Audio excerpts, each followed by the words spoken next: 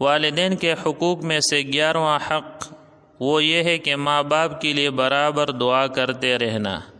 माँ बाप के एहसानात को याद करके अल्लाह ताला के सामने गिड़गिड़ाना और इंतहाई दिलसोज़ी और क़ल्बी जज्बात के साथ उनके लिए रहम व करम की दरख्वास्त करना चाहिए। अल्लाह ताला का इरशाद है, वक़ुर रब्बिरहमहुमा कमा रब्बयानी सग़ीर, और दुआ करो कि परवरदिगार उन दोनों पर रहम फरमा जिस तरह उन दोनों ने मेरी बचपन में परवरिश फरमाई थी। यानी परवरदिगार बचपन की बेबसी में जिस रहमत और जानफिशानी और रहमत व शफ़क़त से मेरी परवरिश की, मेरी खातिर अपने ऐश को क़ुरबान किया, तो ए परवरदिगार अब ये बुढ़ापे की हालत में कमज़ोरी और बेबसी में मुझसे ज़्यादा ख़ुद रहमत व शफ़क़त के मोहताज है। या अल्लाह, इसका कोई बदला नहीं दे सकता, तू ही इनकी सरपरस्ती फरमा और इनकी हालत ज़ार पर रहम कर।